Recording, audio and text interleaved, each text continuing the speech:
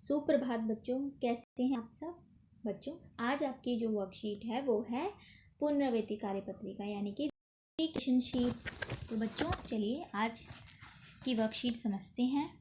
सबसे पहले आज की दिनांक दी गई है जो कि है 21 यानी कि 21/10/2021। हिंदी कार्यपत्रिका नंबर है 93A।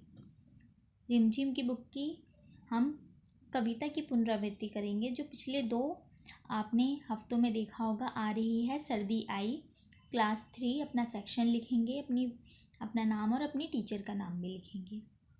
नमस्ते प्यारे बच्चों, आशा करते हैं कि आप सभी स्वस्थ और खुश होंगे। बच्चों, हम जानते हैं कि आप कार्यपत्रिकाओं का कार्य बहुत मन लगाकर करते हैं, तो आइए कुछ नया सीखने से पहले बीते 2 हफ्तों की कार्यपत्रिकाओं को एक बार दोहरा लेते हैं। पहला, सबसे पहले हम कविता की इन अधूरी पंक्तियों को पूरा करते हैं। सबने लादे ढेर से कपड़े, चाहे चाहे। तो ये जो रिक्त स्थान है, खाली स्थान है, यहाँ पे आपको पंक्तियों की लाइन कंप्लीट करनी है, अधूरी पंक्तियाँ कंप्लीट करनी है जो कविता की लाइन है। तो आपने वो कविता पढ़ी होगी तो आप सोच के यहाँ भरिए। बिस्तर के डैश भी सर्दी, बिस्तर के डैश भी सर्दी। तो क्या आएगा यहाँ पे, लिखिए। इतनी सर्दी किसने कर दी, डैश की जम जाए डैश। तो इधर भी लिखना है आपको, क्या आना चाहिए। अब देखते हैं दूसरा प्रश्न। आइए बच्चों, कविता में आए इन शब्दों के तुकांत शब्द लिखते हैं। तुकांत शब्द जैसे कि आपको बताया था कि अंत में वो एक जैसे होते हैं बोलने पर, तो इसलिए उन्हें तुकांत शब्द बोलते हैं। सर्दी, उसके जैसा एक तुकांत शब्द लिखे जो सर्दी से मिलता जुलता है। कपड़े, लाल और घर। एक मैं यहाँ पे आपको बता देती हूँ, सर्दी तो अगर हम लिख दें जर्दी तो फिर वो दोनों तुकांत शब्द है क्योंकि इसके पीछे एक जैसी आवाज आ रही है, दी, सर्दी जर्दी। इसी तरह कपड़े का तुकांत शब्द लाल का और घर का भी आपको लिखना है। अब तीसरा प्रश्न काफ़ी मज़ेदार है बच्चों। नीचे लिखे संकेत बिंदुओं को ध्यानपूर्वक पढ़िए व उनके आधार पर उनके चित्र बनाइए। सर्दी में पहना जाने वाला एक ऊनी वस्त्र, कोई ऐसा वस्त्र कपड़ा बनाना है आपको जो सर्दी में पहनते हैं आप, तो यहाँ उसकी पिक्चर बनाइए। वर्षा ऋतु में खाया जाने वाला एक पकवान।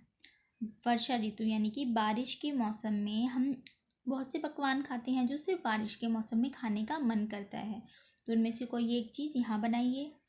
सर्दियों में मिलने वाले फलों में से कोई एक फल। अब सर्दियों में बहुत से फल मिलते हैं, उनमें से कोई एक फल यहाँ पे चित्र बनाइए जो सिर्फ सर्दियों में मिलते हैं।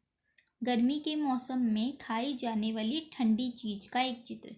गर्मी के मौसम में तो ठंडी चीज़ें खाने का ही मन करता है ना बच्चों, तो कोई भी एक ठंडी चीज़ यहाँ बनाइए। तो इसमें आपको, इस वाले प्रश्न में आपको ड्राइंग करनी है, चित्र बनाना है और अच्छे से कलर भी करना है। चौथा प्रश्न, निम्नलिखित वाक्यों में से विशेषण शब्द पहचान कर उन पर गोला लगाइए। विशेषण शब्द आपको बताए थे ना बच्चों, क्या होते हैं विशेषण शब्द, जो किसी की विशेषता बताते हैं, यानी कि किसी के बारे में कुछ गुण, उनके बारे में कुछ बात बताते हैं, तो वो विशेषण शब्द होते हैं। जैसे मुझे ठंडा पानी चाहिए। अब विशेषण शब्द संज्ञा या सर्वनाम के बारे में कोई बात बताते हैं, तो इसमें पानी है, पानी कैसा चाहिए, ठंडा, तो ये जो ठंडा शब्द है ये हो जाएगा विशेषण। ठीक है बच्चों।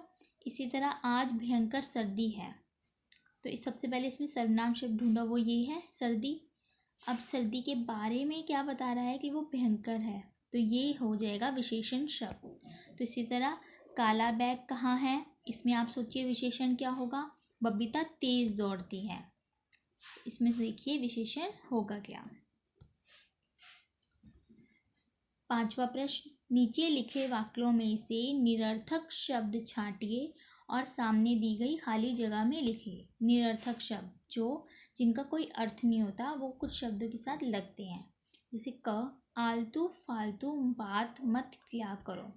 तो इनमें से देखिए निरर्थक शब्द क्या है, इसीलिए है आलतू। पहला वाला मैं बता देती हूँ। देखो, फालतू का मतलब तो ये होता है कि जो किसी काम की चीज़ नहीं होती, और आलतू उसके आगे लग गया है जब कभी कभी हम कुछ निरर्थक शब्दों को लगा देते हैं उन शब्दों के साथ में, तो वही है, ये निरर्थक शब्द है। आलतू फालतू, इसका कोई अर्थ नहीं है, पर फिर भी ये वाक्य में या शब्दों में प्रयोग किया जाता है। इसी तरह अब ये है, कोई बहाना वहाना नहीं चलेगा। अब आप इसमें से निरर्थक शब्द छाटिए और यहाँ लिखना है आपको। बच्चों, आज हम कविता को याद करने का एक मज़ेदार तरीका सीखते हैं। क्या आपने कभी किसी कविता को किसी फिल्मी गाने की धुन पर गाकर याद किया है? बड़ा मज़ा आएगा यदि आप सर्दी आई कविता को अपने मनपसंद गाने की धुन पर याद करके अपने घर के सदस्यों को सुनाएं, और संभव हो तो इसका एक ऑडियो या वीडियो अपने शिक्षिका के साथ भी साझा करें।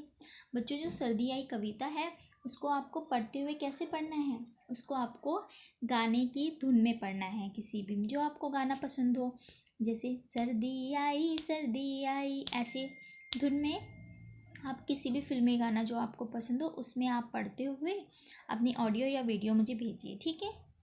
और अभिभावकों के लिए सुझाव है कि बच्चों को बताइए कि हमें पौष्टिक आहार जैसे हरी सब्जियां, ताज़े फल, दूध, अंडे इत्यादि हमेशा खाने चाहिए, ताकि हम हर मौसम में स्वस्थ व बीमारियों से सुरक्षित रह सकें। और कोविड-19 के दौरान अपेक्षित व्यवहार में से एक है कि अपने हाथों को साबुन व पानी से नियमित रूप से धोना है। तो बच्चों, ये आज की वर्कशीट है, इसको करिए, और कोई भी समस्या है तो आप मुझसे पूछ सकते हैं।